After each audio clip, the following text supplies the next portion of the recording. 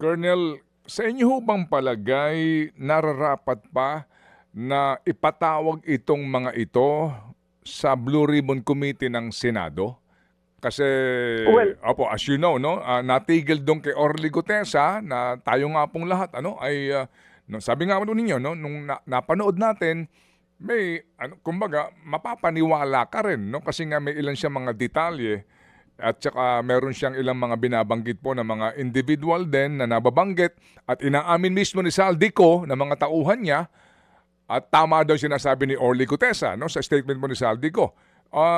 Pero yung nga natigil, nagkaroon ng kontrobersya at ngayon po nag-hearing sa Senado, hindi ho naman pala official hearing yun, etc. Sa ngayon, may panawagan na sige nga itong bagong Blue Ribbon Committee chairmanship na ito, ipatawag nyo nga itong mga 18 kalalakihan na ito nang magkaalaman tayo. What do you think?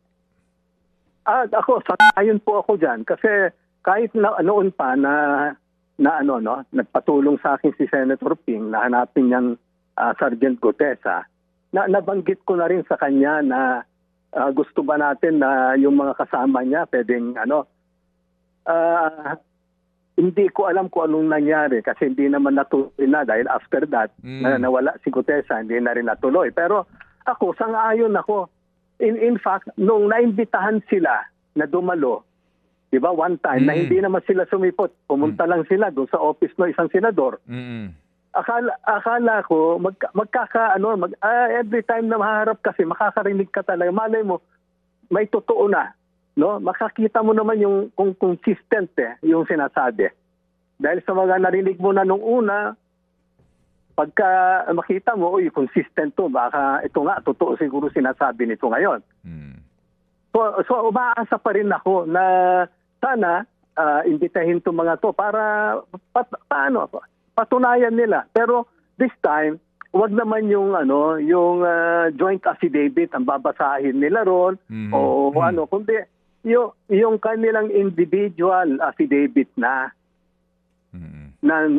duly notarized kasi yung joint affidavit parang script di ba?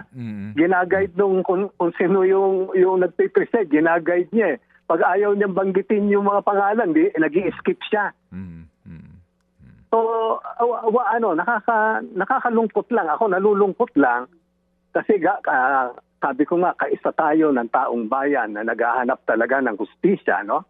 Naghahanap talaga ng dapat managot dito sa mga nangyari na to kasi ang daming naapektuhan, no? May mga namatay na mga kababayan.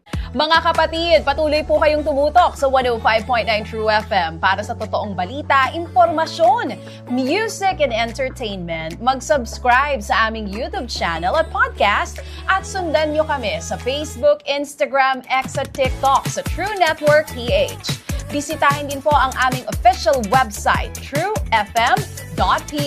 At panoorin din kami sa True TV Signal, Channel 19. Kami po ang 105.9 True FM.